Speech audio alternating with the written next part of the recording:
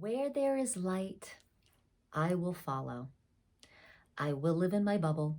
I will live with my head in the sand, the vibrational sand. So I'd love to have this conversation about when folks tell us, don't keep your head in the sand. You can't live in a bubble. And my reaction to that is, you must. You must live in your bubble and you must live with your head in the sand. And I want to tell you why. So be sure to listen on. And by the end, I'm going to let you know a really cool little awareness game to be able to live in this awakening journey while still in the 3D. So be sure to stay to the end.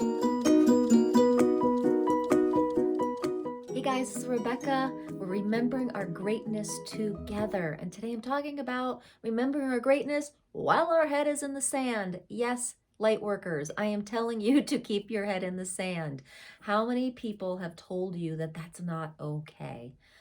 Well, I'm here to say it is, and this is the reason why.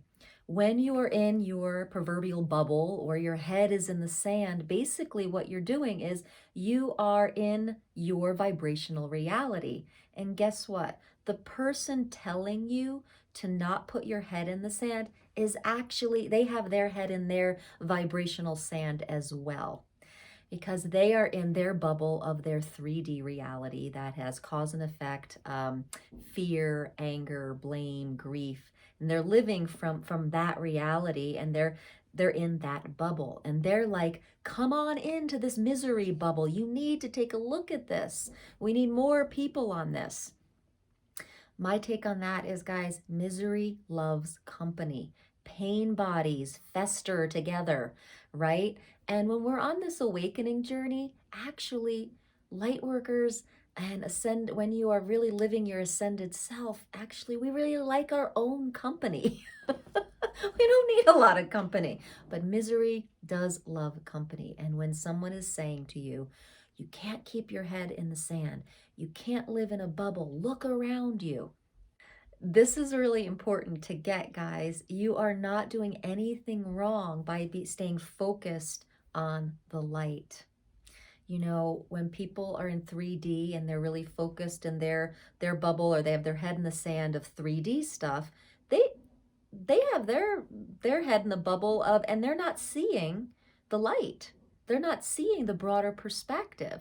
So we all are living in our proverbial vibrational bubbles, and it is okay. All of it is okay.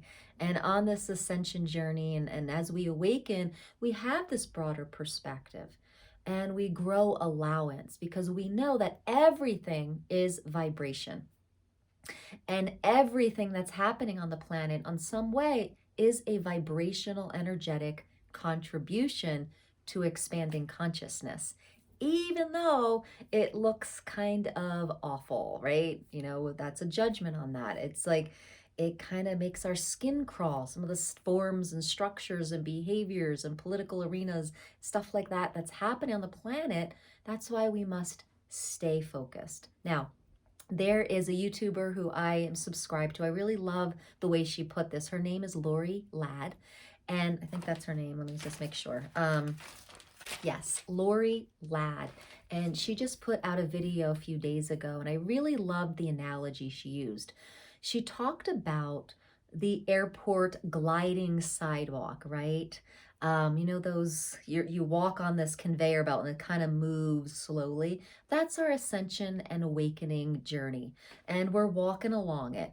And outside of it, you know, people are walking and doing their thing. That would be analogous to 3D reality happening in all the forms and structures and catastrophe and all that kind of stuff. And we're just gliding on our awakening journey.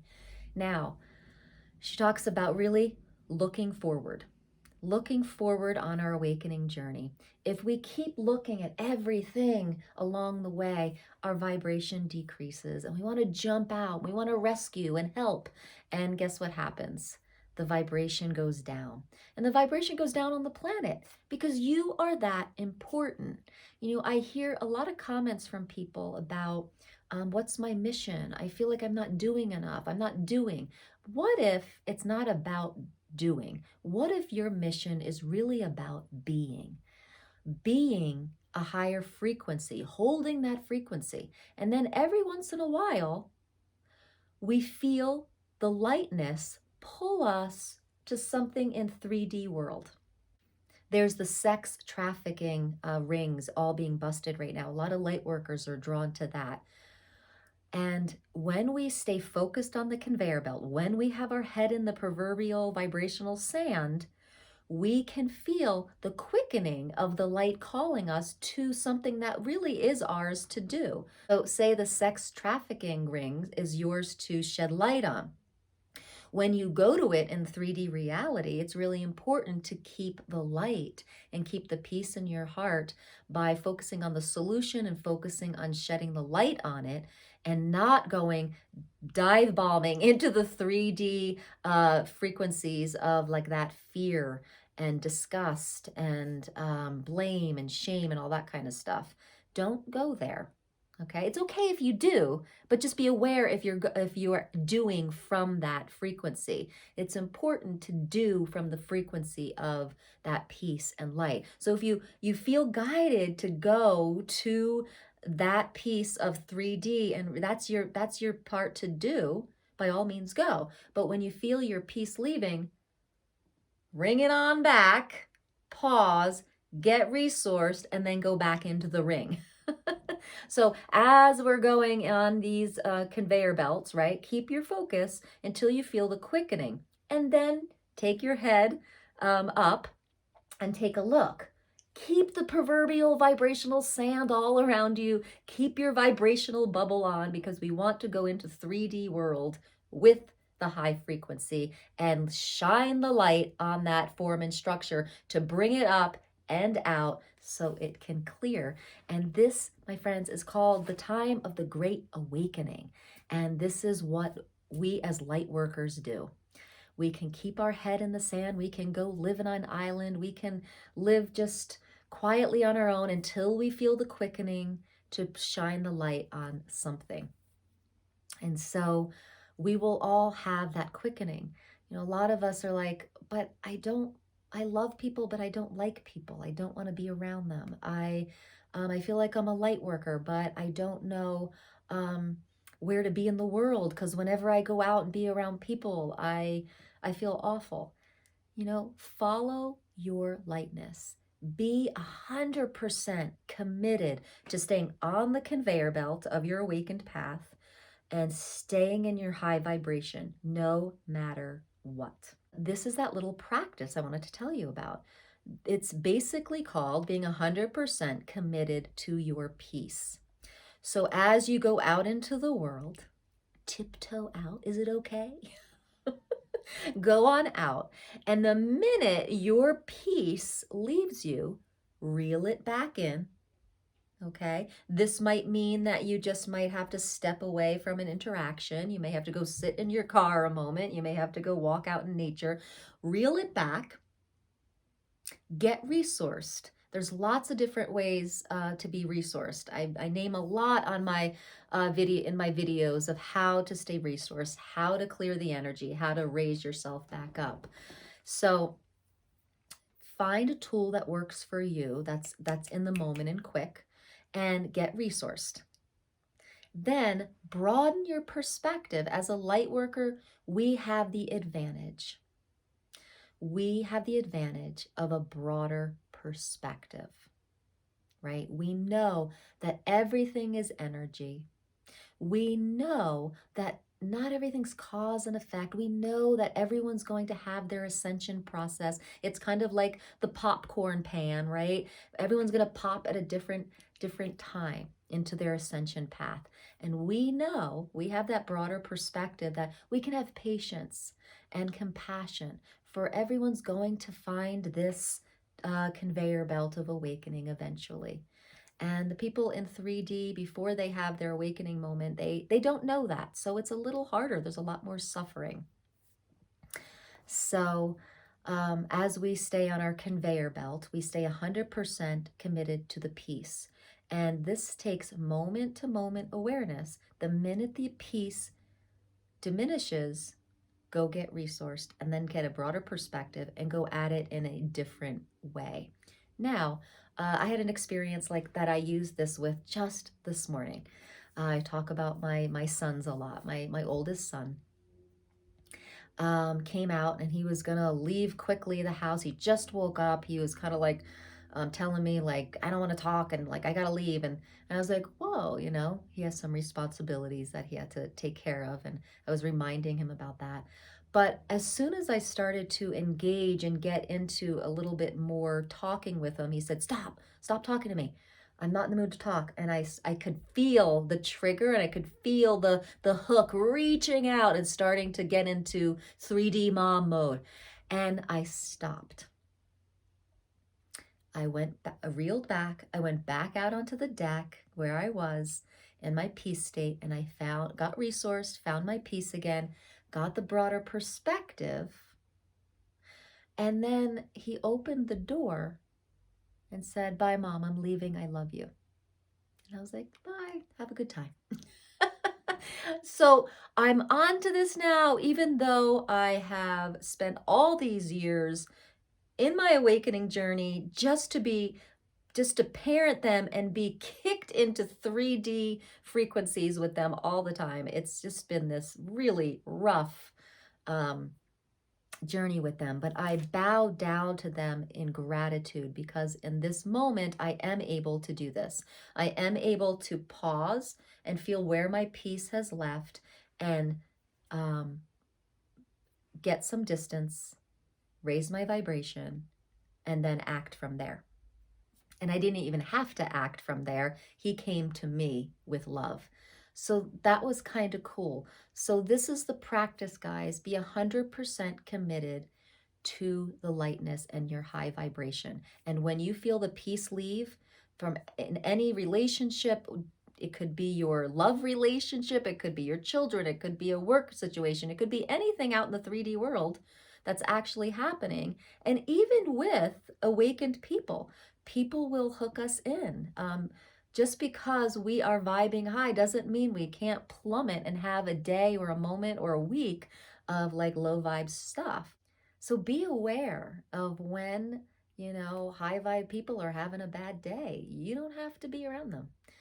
It really is important to keep your head in the sand of your high vibration and keep that up no matter what. It's actually the planet is asking that of you as a light worker. So when people are asking like, what's my mission? What's my purpose? Like, I want to have a bigger purpose. It's like, this is pretty big. This is pretty big to have moment to moment awareness of your peace and of your high vibration. And the minute it leaves, to be committed to pull back, get resourced, broaden your perspective. That's huge. So if someone is saying that, like, every time I step out of my house and I interact with my neighbors, I feel awful. There it is. That's your mission. Go back into your house, get resourced with peace, expand it into every cell of your body. Okay, guys, so what we're doing with the Great Awakening, not only are we broadening our perspective, right? We have a broader perspective now. We're raising our vibration. Now we are embodying that vibration into every cell. We want to sustain the vibration. Sustaining the vibration is a journey. And this is why when you feel like you've broadened your perspective and you feel like you're high vibe being and you go out into a 3D thing and all of a sudden you can't sustain it, that's where the work is. That's part of the awakening journey. To know that we have all these little ego deaths. We have this pain body that's seducing us, right? What we have to do is start really calming the wounded egos and the pain body, and we have to learn how to sustain the light and calm down the pain body to the point where it doesn't have an effect on us. We have these moments of awakening, which is awakening to the broader perspective that we are in the world and not of the world, that we are spiritual beings having a human experience. That's awakening, okay? Now, ascension is actually taking those concepts and raising our vibration with them. But now the third step is to sustain the vibration. And that's why don't look, head in the sand is okay, because you will be able to sustain your frequency that way.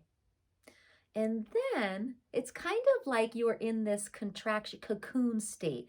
You're holding the vibration, holding it, learning how to sustain it. Then you can look up.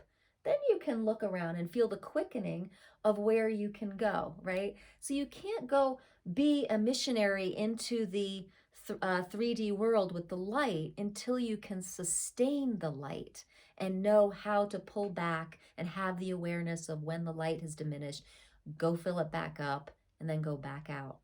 I talk about this a lot in a video called Conscious Activism. If we are going to go be an activist for a low vibe form and structure in the 3D world, it's really important as a light worker to do it consciously. And that's the process that I'm talking about, is being 100% committed to your peace and light, and know what that feels like, and go on out there. And the minute it diminishes, it is your job to go back, pause, fill it back up, raise your vibration, and then go back out. This is kind of the hardest work of the light worker. Awakening to the broadened perspectives is exciting, but the work then really starts to happen when you create these moment-to-moment awarenesses, 10-second awarenesses of when you are vibing high, when it decreased, what that decrease is telling you, process it, then raise your vibration. So guys, head in the sand is okay for now. Then you pick your head up, feel the quickening, move to where your light mission is. Once you're in the light mission, you're still doing the work. You're still doing the work of keeping your vibration high. And if it can't be high and you can't shed light onto this 3D form and structure, you have to back up, find the light again, and then go back out. And so, and some of us light workers are just holders of the light. Okay, I find this to be my role a lot, is just holding the vibration. I don't feel called to a lot of 3D work like marches or political arenas or stuff like that, just all the forms and structures and let's see, school, education. There's so much forms and structures in 3D world to create order and control, right? I don't feel called to be a spokesperson to those things. One of the things I felt very called to do was to be a mother. I remember being on my yoga mat in my early 30s and basically getting kicked off my mat and hearing guidance to say, this is easy for you. Go have a husband, go have a family. That's going to be your path to awakening and ascension. I heard that very loud and clearly. 6 months later, I was pregnant and got married 6 months later after that. Being a mother to two of the most willful, leading edge creators that I've ever met has brought me to my knees, has brought me to the depths of where I am not holding light. And it has helped me see the contrast, has helped me live the contrast, and helped me finally see where I am not being 100% committed to my peace and my light.